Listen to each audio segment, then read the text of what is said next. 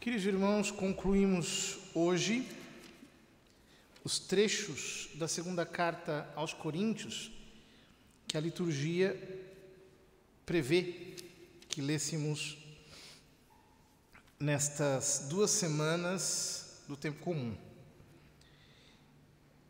E no trecho que nós lemos hoje, São Paulo fala de um homem que foi arrebatado aos céus e que ouviu palavras inefáveis. Os comentadores dizem que este seria o próprio São Paulo, que subiu ao terceiro céu. Terceiro céu, dentro da linguagem bíblica, é o céu aonde está Deus e os santos. O primeiro céu seria o céu etéreo, este céu que está sobre as nossas cabeças. O segundo céu, aonde estão anjos, demônios, etc. E o terceiro céu, aonde está Deus com os bem-aventurados. Mas acerca de si mesmo, ele diz: se eu quisesse gloriar-me, não seria insensato, pois só diria a verdade. Ele diz: não me gloriarei, a não ser acerca desse homem. Quanto a mim mesmo, eu me gloriarei nas minhas fraquezas. Então nós ficamos um pouco aturdidos. Como assim São Paulo está dizendo que se gloria nas suas fraquezas? Então ele explica algo extraordinário. Ele diz: para que a extraordinária grandeza das revelações não me ensoberbecesse, foi espetado na minha carne um espinho, que é como um anjo de Satanás a esbofetear-me, a fim de que eu não me exalte demais. A esse propósito, roguei 3 vezes ao Senhor que o afastasse de mim, mas ele disse: basta-te a minha graça, pois é na fraqueza que a minha força se manifesta. Que espinho na carne é esse? Existem dezenas de hipóteses, os padres da igreja mesmo levantam muitas. O fato é que ninguém sabe o que é. Uns dizem que é um espinho mesmo, outros dizem que era algum tipo de inclinação, de defeito que São Paulo tinha. É uma hipótese que não é muito provável, porque ele mesmo já tinha dito que tinha chegado ao terceiro céu, mostrando que havia chegado à perfeição. Outros dizem que o espinho na carne se referia a alguma intenção, algum desejo apostólico que ele tinha que não era realizável. Em todo caso, ele tinha um espinho na carne. Ele tinha algo posto por Deus, que ele diz: para que eu não me ensoberbecesse pela grandeza extraordinária das revelações. Em outras palavras, Deus ama tanto a nossa santidade, Ele quer tanto que nós cheguemos à perfeição, que Ele não nos concede aquela excelência que nós gostaríamos de ter. Às vezes eu mesmo penso, às vezes a gente é tão orgulhoso, sendo tão maus, que se nós fôssemos um pouco melhores, talvez nós usássemos a virtude como matéria para a nossa arrogância. E de fato, a vida interior é assim. Deus não edifica sem fundamentos, e estes fundamentos são postos muito baixo, são postos na nossa humildade. Em outras palavras, o que São Paulo está dizendo aqui é que ele se conhecia de uma maneira sobrenatural. Ele sabia quais eram as suas deficiências, quais eram os seus pontos frágeis. Porque a luz que nos vem pela fé, na medida em que vai aumentando a nossa capacidade de enxergar Deus e de ver a glória dele, também vai nos fazendo perceber, por contraste, quem nós somos. A grandeza de Deus, como que se contrasta a nossa baixeza. Por isso não há como crescer em caridade sem crescer em humildade. E assim, todo crescimento na caridade, que não comporta um crescimento simultâneo na humildade, é aparente. Porque Deus mesmo se encarrega de nos mostrar quais são os espinhos que espetam a nossa carne.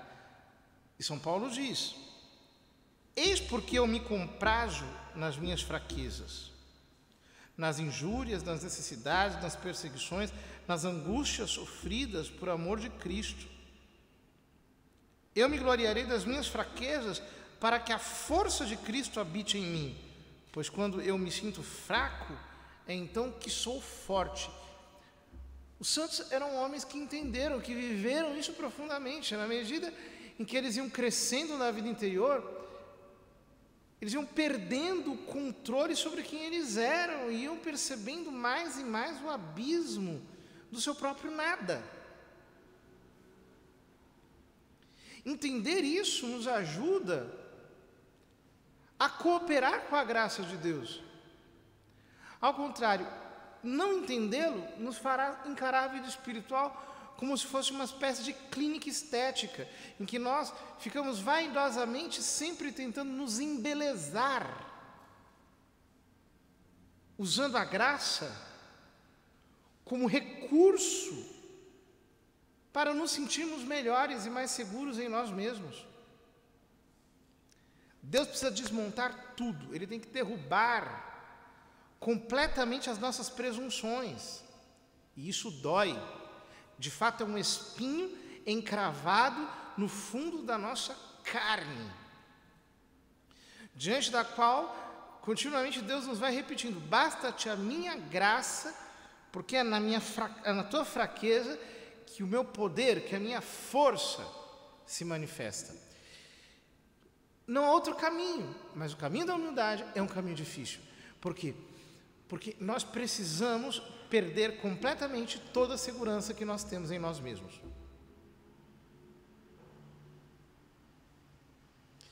E às vezes, o amor próprio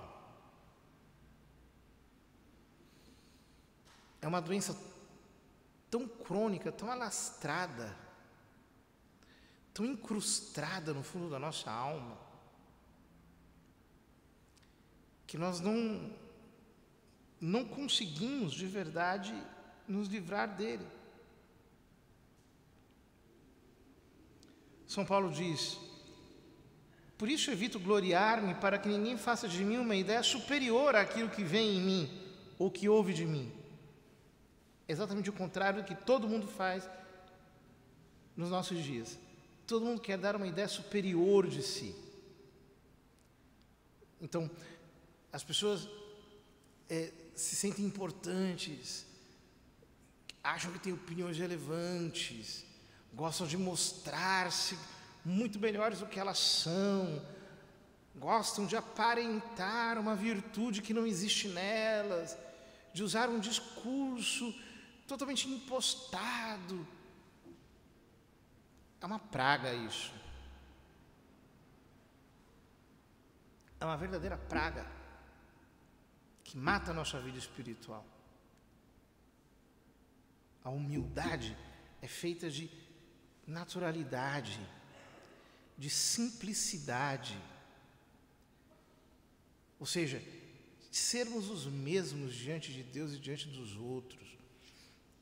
de sermos exatamente como nós somos, não encenar, jamais atuar como se fôssemos personagens,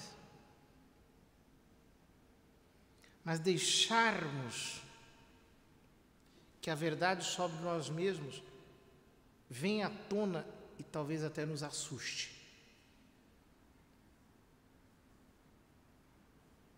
Deus tem que acabar com as ilusões que nós temos de ter uma família ideal, uma vida perfeita, uma imagem ilibada.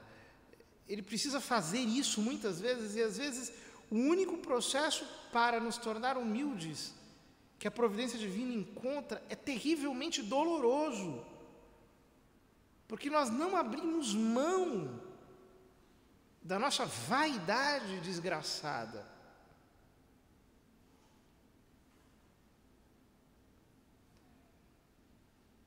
E nos consideramos alguma coisa.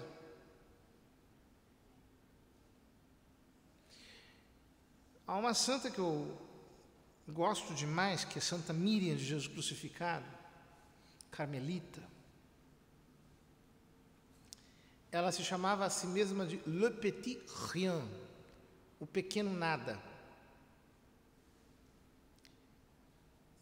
E de fato, a humildade dela era tão grande que o demônio não acreditava que existisse uma alma tão humilde assim.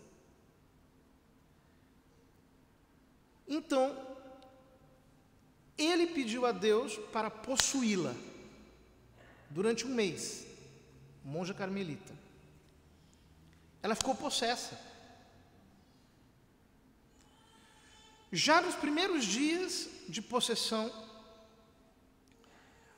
o demônio gritava: eu não suporto a alma dela, porque ela é humilde mesmo. Ela se considera não apenas um nada, mas um pequeno nada. É verdade, isso existe. E ele dizia: eu prefiro ficar no inferno do que ficar na alma dela.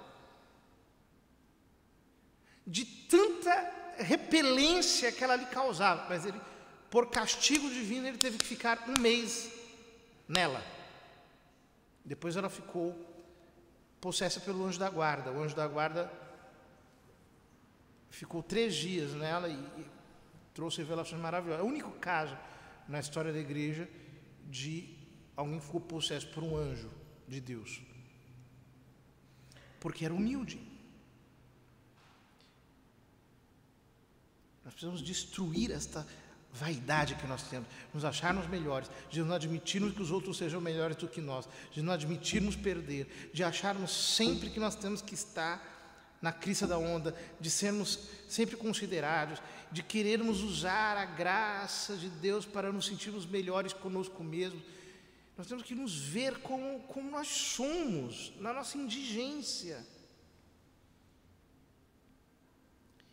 Entendermos: Deus, eu preciso de Ti. Eu não consigo dar um passo sem a Tua graça. Eu, abandonado às minhas próprias forças, sou capaz de chegar a abismos horripilantes. Eu, abandonado a mim mesmo, sou capaz de horrores. Não há pecado que eu não possa cometer, abandonado por mim mesmo. Não há tragédia que eu não possa fazer.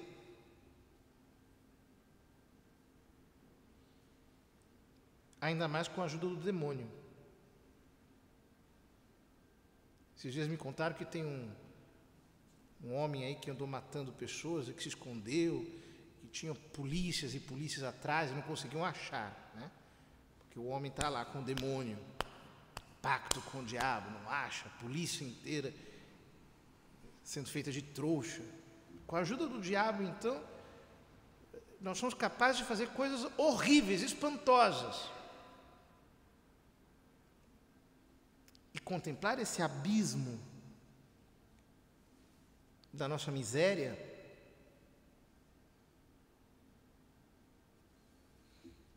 não é um drama, porque a humildade verdadeira é muito diferente do orgulho ferido. Daquelas pessoas que se fazem de humildezinhas e que estão ali se muito magoadas porque elas se sentem ruins. Isso é soberba disfarçada. A humildade verdadeira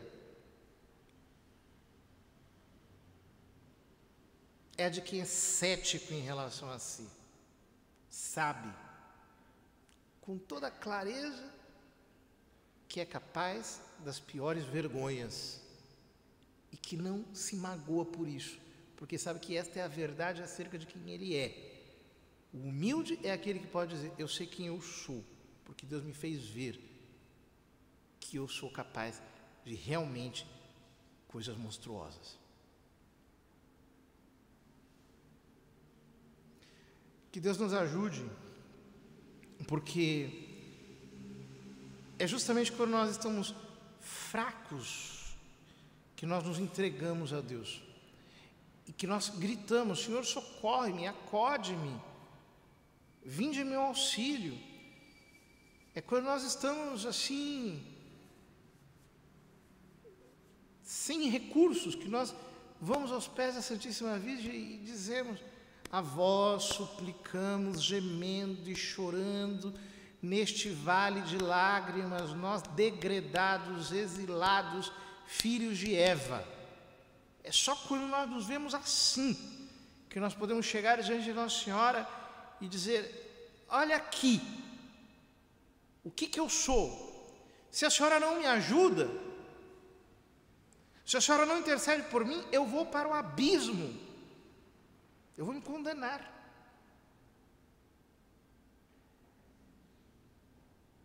Eu não sou flor que se cheire. Maldito o homem que confia em si mesmo, diz a Escritura. Bendito o homem que confia no Senhor. Vamos pedir a Nossa Senhora que nos ajude, queridos irmãos, a ser humildes, que nós não queiramos usar Deus como um recurso para nosso próprio autoembelezamento.